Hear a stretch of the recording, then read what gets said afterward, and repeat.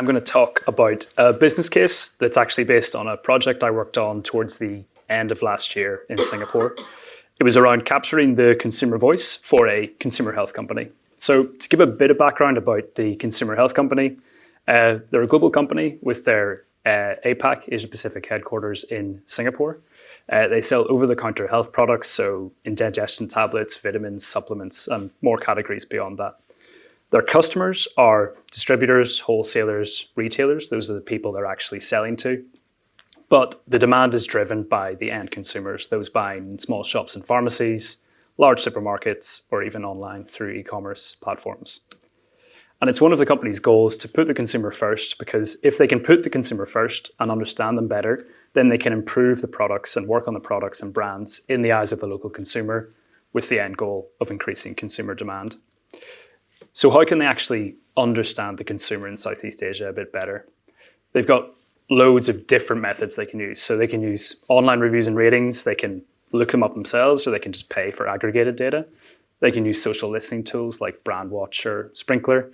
They can look at surveys of healthcare professionals who are recommending the products, or they can even just look at general consumer population surveys, or they can commission their own research through focus groups or through even one-to-one interviews. It's actually that final one that they use primarily in Southeast Asia to understand the consumer. I'll explain a little bit about how that would work. So someone in the consumer health company, probably in the consumer insights team, marketing team usually, they would be wondering about a certain consumer group's feelings about a particular category or brand or product. So for example, they might be wondering what seniors across Southeast Asia think about the vitamins brand and product. What they'll do is they'll commission research, so they're not going to run the interviews themselves. They're going to pay a third-party company to run one-to-one interviews with people who consume the products.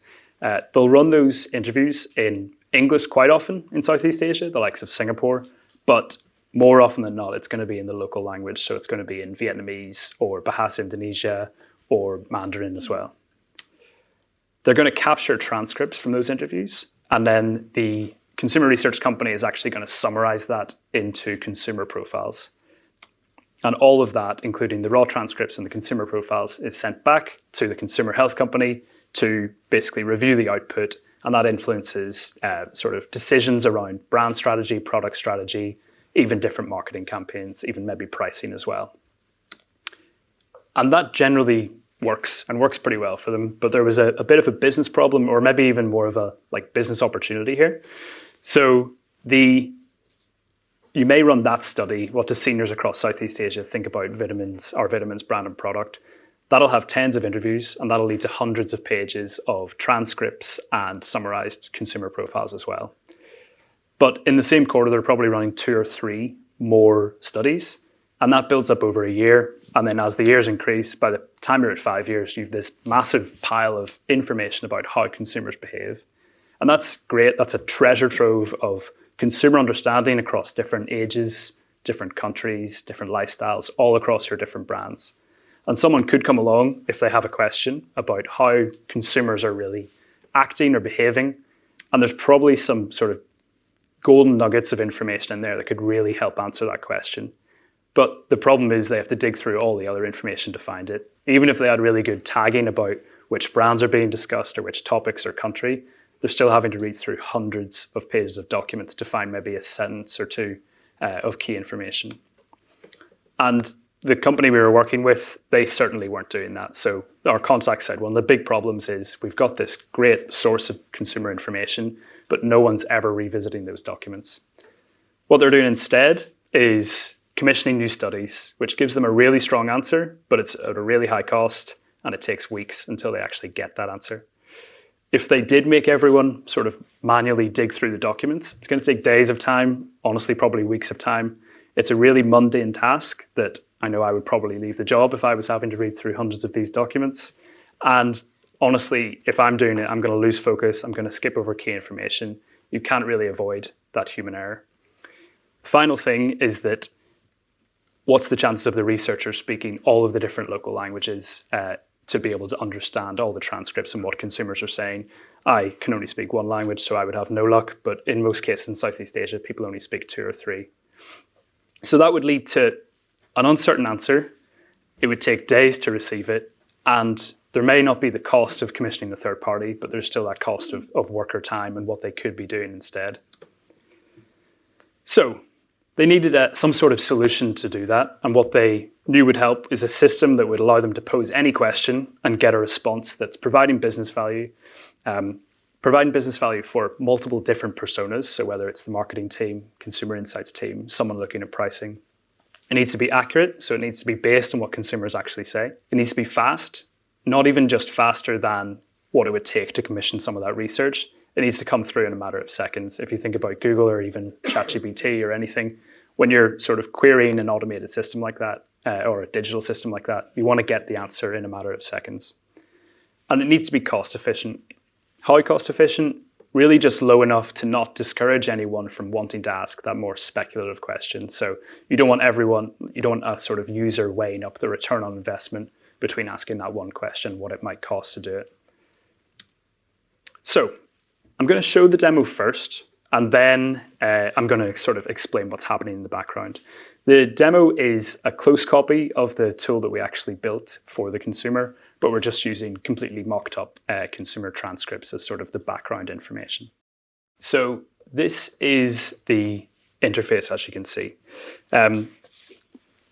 So this is what we built, and really there's two pages they can access as a user. So they can access the chat pane, which is this, or they can access different documents and just see which documents are loaded in, which documents are providing the information about consumers. And what do those documents look like? They look like this. This is actually the raw interview transcripts. So this is the interview was done in English, they're based in Vietnam, and it's about them using a product called Acetone, which is an indigestion tablet that we've made up. But you can see that was in English, this one's in Bahasa Indonesia, and this one is in Mandarin. So we need to get information from all of those documents to be able to answer users' questions here. Before they can answer a question, they might want to set some different filters. So they can choose a brand. So here I am actually going to just choose Acetone. And what that means is whenever I ask a question, it's going to respond with an answer based on just sort of consumer research that's been done about Acetone. It's not going to consider any of the other brands. I could also choose country. I could also choose age group. I'm not going to in this case. I also have this option, which is restrict to my documents only. And that basically it wasn't there whenever we built the first draft for the customer, but we added it in later. And that's because what we had originally was basically saying, we were basically only restricting answers to documents. So if you ask something that wasn't coming up in the documents, it was just going to say there's no relevant information for that. And I'll show you an example of what that looks like when I sort of show how the filters work. And what they had was they had sort of had a bit of a problem with that because they wanted to ask a little bit about, say, competitors' brands, and they just needed that little bit of wider context that might not be in the documents, but it was in the sort of models-based knowledge. So by unticking this, they can actually use some of the model's wider knowledge as well. Final thing I'll point out that was another bit of feedback that wasn't in the first draft was this chat history thing. So what you can see is I can open chat history and it'll pick up all the sort of previous conversations I've had. You will have seen that on like ChatGPT. This is on Scott's laptop. If you saw mine, you've got all my rehearsals from the past week sort of listed down there on the right. So it's a much shorter page here, but I can pick up any one of those and I can revisit it if I want to actually understand to sort of pick up the conversation with where it's at. So what I'm going to do first is with the filter of Acetone on, I'm going to ask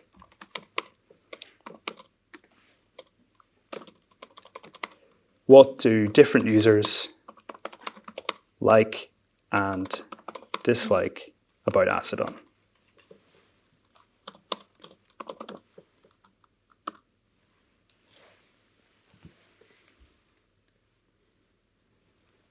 And there what you can see is it's coming up with different likes. So they like that it's got fast relief, they like it's convenient, effective. They dislike the packaging. So they talk about difficulty of opening some of that blister packaging, chalky texture, weird aftertaste, and people don't like the price as well. What you can see is that's all coming from references to not the full documents themselves, but actually groups of 3 pages. So that's the way we've chunked it. I'll explain that in a second when I come back after the demo.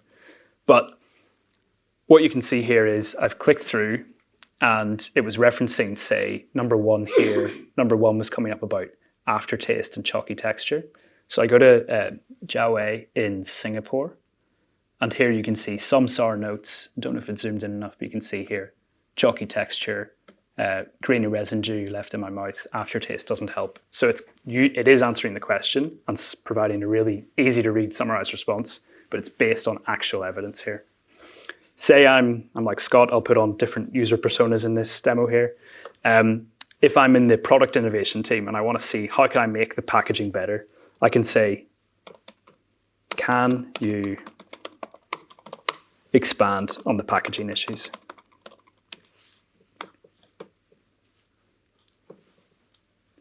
And I'll just take a second answer, and there it's going to expand. So talking about difficulty opening, bulky design of the packaging, people losing their tablets sort of when it's quite tough to break through. So when they do actually break through, it pops out, lands on the ground, and then they decide, oh, I can't have that unless it's pick it up within the 5-second rule, I don't know. And then overall frustration with it generally. And what you can see is it's providing that next level of detail, and I'll not scroll up, but it's actually bringing in new references as well. So it's still referencing some of what the original people said, but it's found new, more relevant documents that it's going to bring in and provide that sort of deeper dive into the understanding.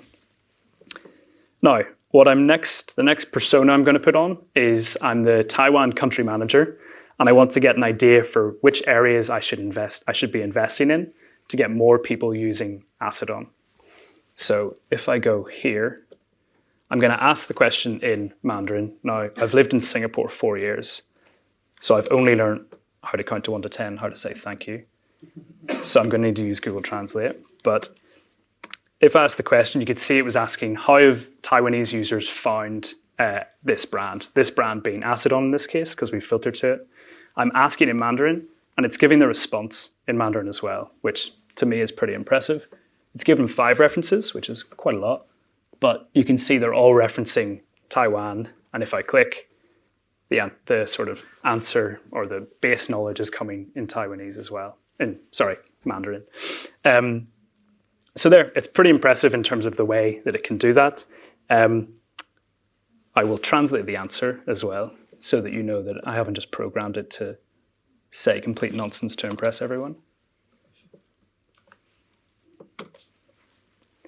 There you can see they're saying they found it through social occasions where they were eating, say, spicy food together, then someone took it at the table, internet and social media, pharmacies and supermarket displays, word of mouth recommendations as well. So it is giving a really good answer that can give you probably not the complete answer of where to invest, but it can definitely inform you, particularly if you're loading in more and more consumer research documents.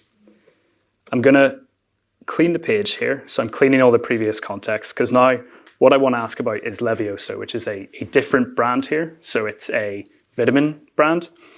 I've kept the acetone filter on just to show you what happens when I ask about a different brand here. So what do users like about Leviosa 360? I didn't come up with the brand name. I'm not a big Potterhead. Yeah. So you can see there, it says the requested information is not available in the retrieved data. But if I get rid of that, I don't even necessarily need to put on the Leviosa filter. It's now searching across all documents, but it is going to answer, talks about energy boost, convenience, etc. And all these documents are referencing, you can see the brand tagged here, Leviosa 360. So you don't necessarily need to have the filter on, but you can just ask in the question and it'll still provide some level of filtering as well. Now, the new persona I'm going to put on as someone looking at Leviosa 360 is I'm in the marketing team and I want to come up with taglines to put on social media influencers posts for the next month, let's say. And I've got no inspiration. I don't know what I should put. So I'm going to just try and get an answer from this. So I'm going to say, please come up with 5 taglines to attract consumers to use Leviosa 360. What I'm going to include here as well is I'm going to say please include citations. The reason I've done that is when I usually ask the question, it sort of just comes up with with ideas, but I want citations so that it can provide a little bit of explanation around where it's found that answer. And what you can see here is we've got 5 slogans. They're decent, unleash your energy, feel vibrant every day with Leviosa 360. And then it's explained the tagline as well. And what I can see here is, if I open the references, you can see that it's responded in English, but it's given me a reference to this document, and that's in Bahasa Indonesia. So it's not just that if I ask in one language, it's going to only reply with documents from that language. I can ask in English, and it's going to use context in a different language to be able to answer that question. And finally, we can give feedback. So I could say, can you make these taglines shorter? Or actually, I'm someone in the marketing team looking at the Indonesia market. It's the biggest market in Southeast Asia, 300 million people. So I want to come up with a tagline that's going to work for them. So I'm going to say, what if I'm only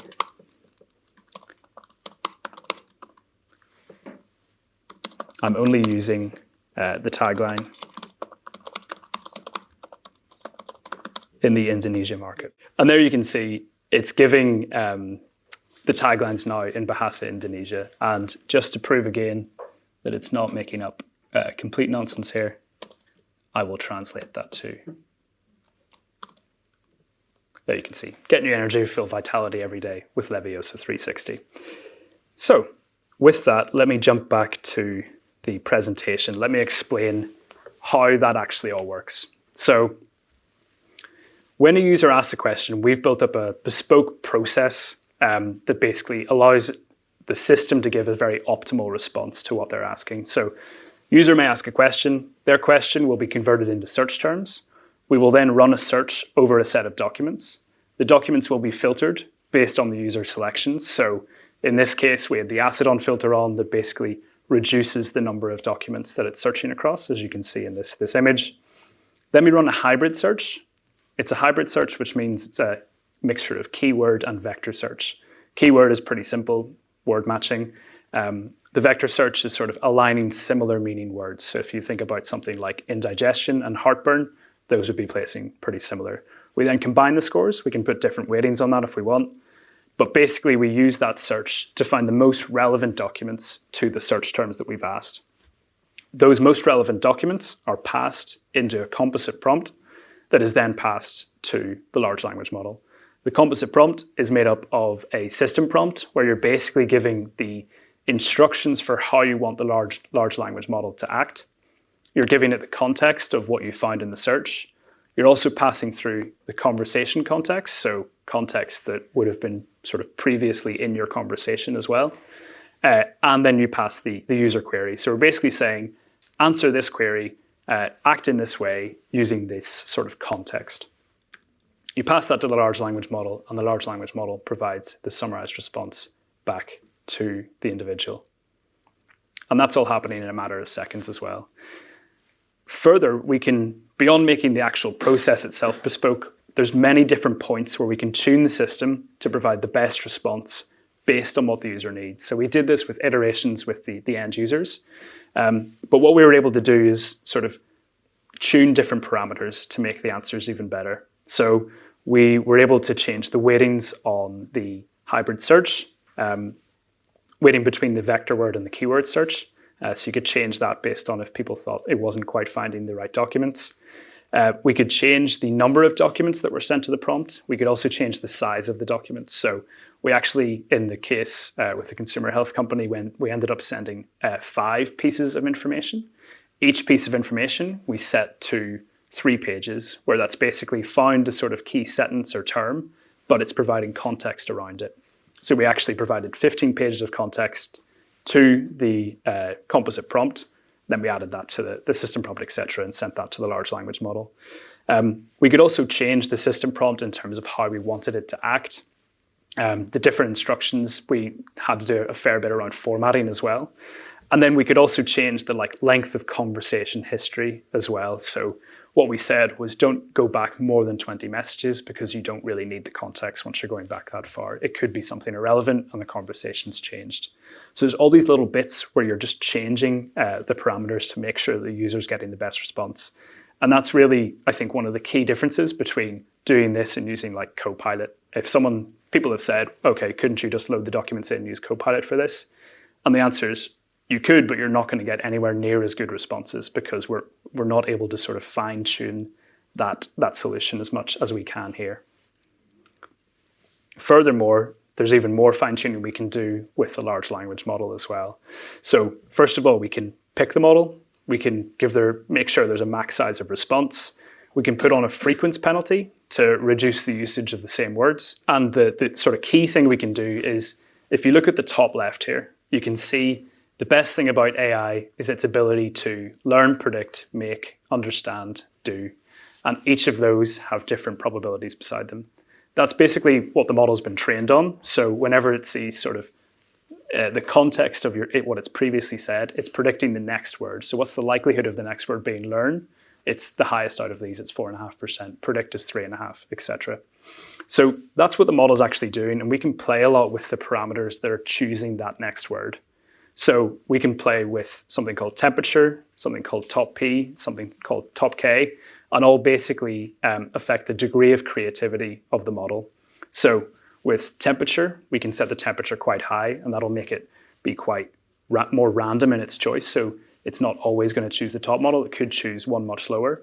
Or we could set the temperature quite low. If we set it to say 0, it's pretty much always going to pick learn, or we could increase it slightly, and then it could deviate and then pick predict more often, but still not very often pick do.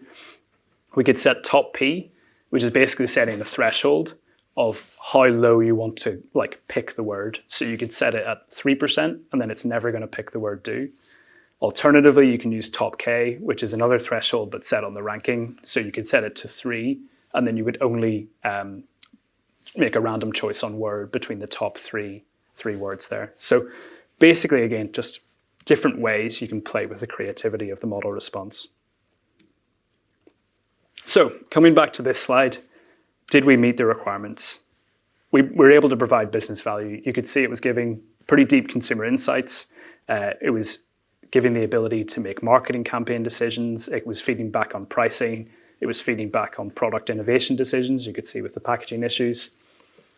It was able to give accurate answers. You saw that the citations were there as evidence, and then if you didn't believe it, you could go and click through and find the right piece of information where the answer is sort of taking that piece of information. You could see you were getting the response in seconds, and you couldn't see the cost of the cloud, so you'll have to take my word for it, but it's a tiny cost per query. It's not going to discourage anyone from actually using it. Furthermore, one big thing for the sort of key sponsor of the project was, she was saying, if we commission a study, we get point-in-time information. But if we can use this, we can actually compare consumer perspective over time. So you're getting a much broader view of consumer opinion, sorry. You can refine the model parameters, so you can adjust to get the answers in the right format you might want them. It's got way better language understanding than probably any of us in this room. And finally, if it doesn't answer a question and you do need to commission a new study about, say, some more niche topic or just something that hasn't been covered in a while, you can run that study, you can get that answer, but you're not just then throwing it on the pile and never using it again. The effect of that study is now amplified because it's going to make it much easier to revisit that consumer research through this tool as well. So you're getting ongoing amplification of any further consumer research that you're doing.